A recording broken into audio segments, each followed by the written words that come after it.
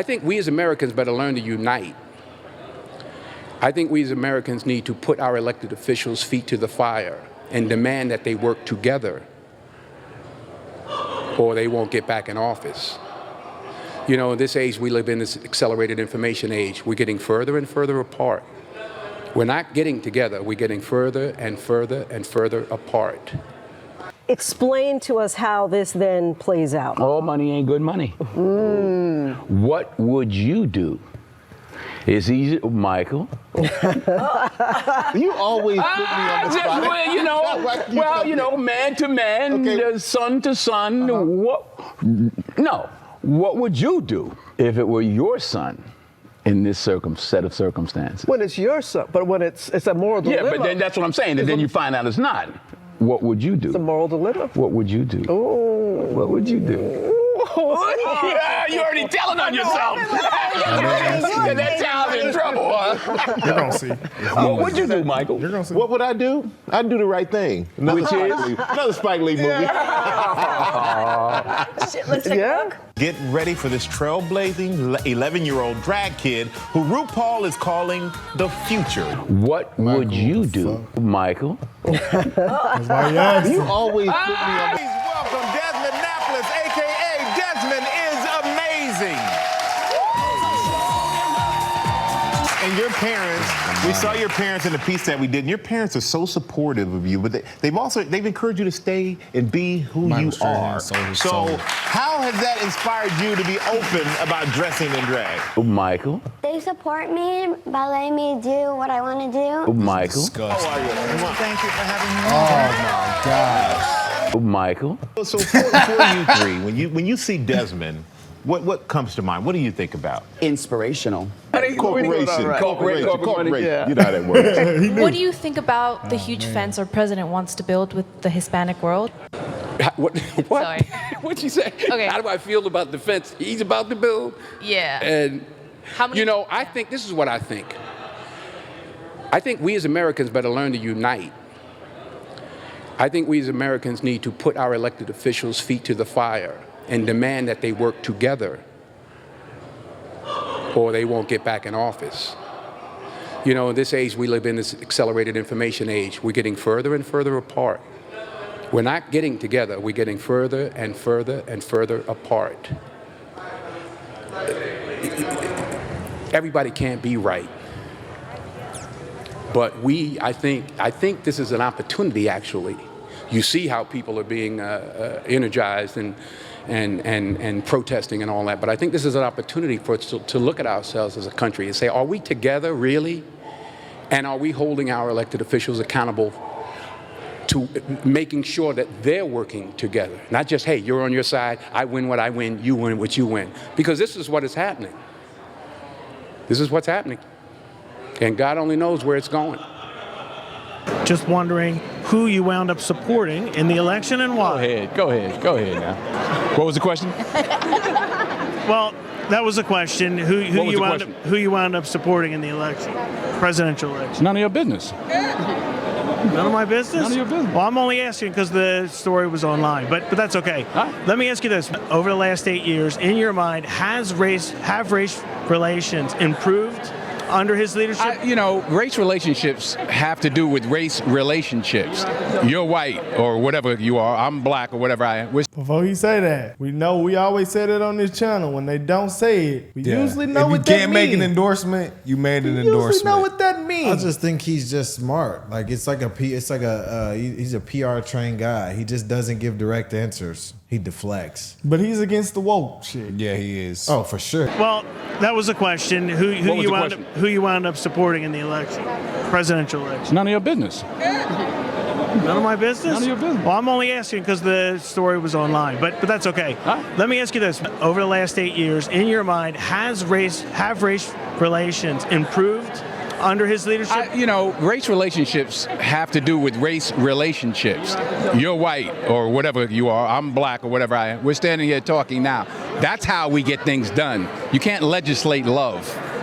The President of the United States can't legislate us into liking each other. We have to step forward and ask questions about each other and engage. There's no law that says, oh, because I'm president, you all got to get along now. So it's up to us. And there's been so many protests in America, especially during the election. Black Lives Matter movement, for example, and those issues. Has that movement in particular, the Black Lives Matter movement, helped race relations or not in America? Well, listen, we live in America. And in America, we have the freedom to express ourselves. We shouldn't take that for granted. So whatever the movements are, whether you agree with them or don't, they have the right to express themselves. So that's one of the great things about being in this country, that you do have the right to protest. Right now, in the world we live in, there's a lot of change going on. Mm-hmm. Are you comfortable about the changes that are happening, for example, in the U.S. right now? Understand this. Alvin Toffler wrote this years ago, Third Wave or Future Shock. We went from an agricultural society to an industrial society. The third wave is the information age.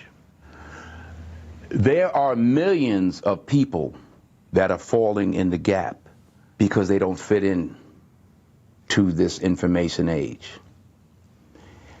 I don't care who you are. You can promise people a whole lot of people that are in trouble right now because they just don't fit in. It's no coincidence that the places that were at the height of the Industrial Revolution in America, Pittsburgh, the Rust Belt, are suffering the worst right now. And those are the places, of course, where Donald Trump... And they're frustrated. And I don't care which president it is. They can't promise them anything, and those jobs aren't coming back. I don't care who promises you that. So what is the long-term effect of too much information? The polarization of the electorate? A meter spiritness? And false information as well, because there's the whole fake news thing. Pick one. It's not just one. That's the flavor of the day. Every day is something else. People have to understand, are you using your device or is your device using you? Can you put it down? Can you turn it off? You're talking about literally the places people get their information from. I don't care what information. Pick one. Phone, television. You know, it used to be news. Now it's opinion. Dude is smart, man. Of course. I mean, that's what's going on. Like, people are getting their political opinions off the internet. Because anytime I tell a liberal something, they're like, hey, bro, where'd you get that at? Where'd you get that at? I gotta pull out my phone and pull it up. And then, oh, it's fake. So what's real now, brother? That's why I say, you know what? Let's look at this. Let's go to the gas station. Forget the phone. Is the gas gonna go down? Yes or no? It did. Are you using your device or is your device using you? Can you put it down? Can you turn it off? You're talking about literally the places people get their information from. I don't care what information. Pick one. Phone, television. You know, it used to be news. Now it's opinions. Oh, glasses. We have 3 experts on the right, 3 on the left. Let's discuss. Ooh, light bulbs. We have 3 experts on the right. That's not news. That's opinions. Well, over and over and over. Cycle, cycle, cycle, cycle, cycle. What is the long-term effect of too much information? If you're sitting there and you're thinking it's the gospel, what I'm saying to people is, to all of us, I'm not knocking the phone. What I'm saying is we have to understand, we have to at least ask ourselves, around the world, you here in England, wherever you are, what is it doing to us? When people hear you talking as passionately as you do just then about people who haven't got a voice and the need for a voice, they might think maybe one day Denzel Washington might like to have a bigger voice, a voice in government. You got to stay in your lane. I'm not running for what? I don't want any of that. Would you never? Ever. You know, incarceration rates in America has been a problem, especially as opposed to minorities.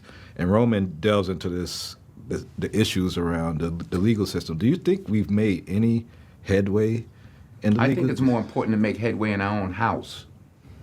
By the time the system comes into play, the damage is done. They're not locking up 7-year-olds. Yeah. You know, I was in Chicago a couple of 3-4 weeks ago, and we saw these little kids on bikes with masks on the side of their head, like 5 or 6 of them. And the driver said, yeah, they're little yummies. I said, who? He said, little yummies. Look up, Google Lil Yummy. Lil Yummy was an 11-year-old murderer. Wow. And you look at his picture, you'll see the headshot of him, and he's like this. And he got murdered at 11 by a 14-year-old. Wow. Who's doing life now, and a 16-year-old. That makes no sense. You blame the system? Where was his father?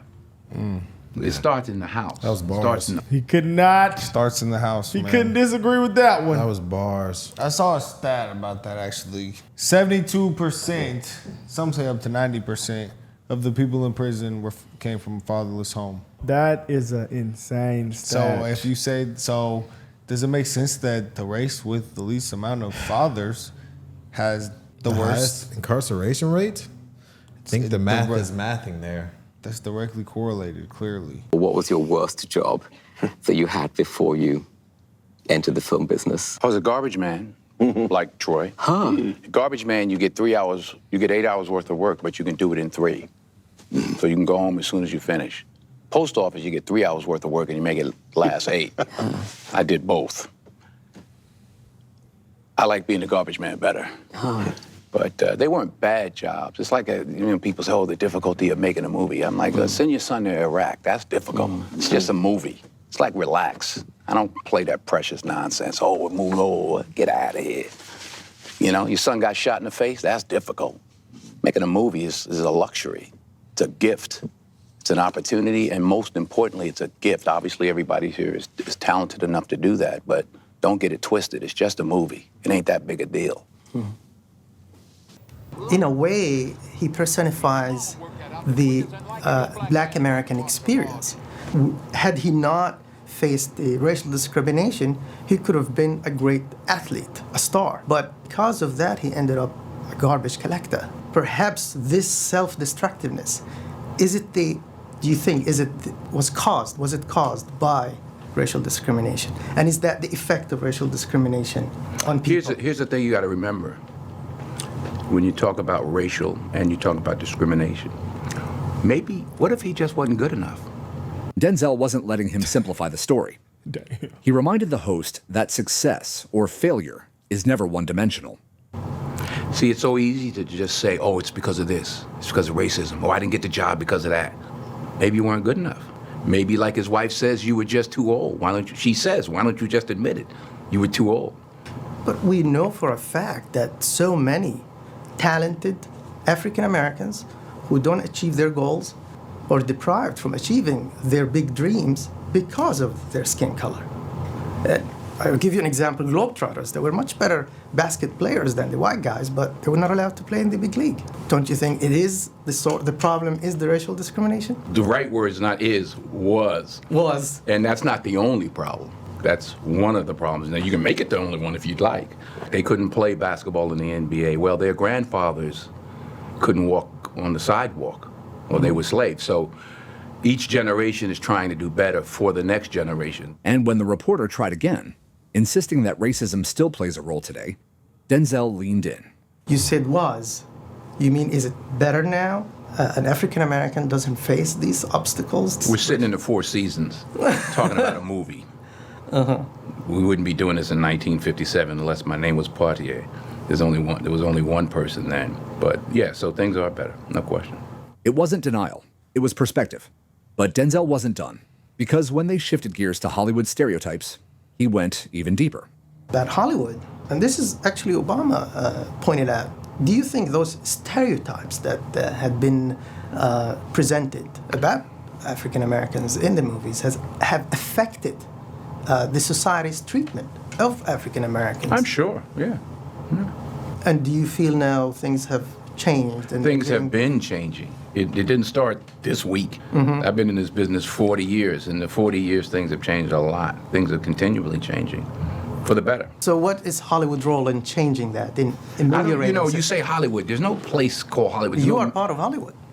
I'm a part of the human race. I'm not a part of any system. I'm a human being. When you look now at what's going on outside in the political sphere, you see the emergence of white supremacists and racists. You see the emergence? It didn't emerge this year. Yeah, but I mean, what I'm saying is we are regressing in some way. Right. Those guys, we thought we eliminated them, Well, you can't and suddenly they are you back. understand this. You can't legislate love. You can change laws, but you can't legislate people into loving you. That takes time, and it depends upon what's going on in their home. You can change the law, but if you go home and teach your son how to hate every day, doesn't matter what law. Until you teach your son how to love, then the law is not going to change the way your son feels. That's exactly what happens in our film. Damn, man. Denzel might be one of the smartest brothers of in our time, for real.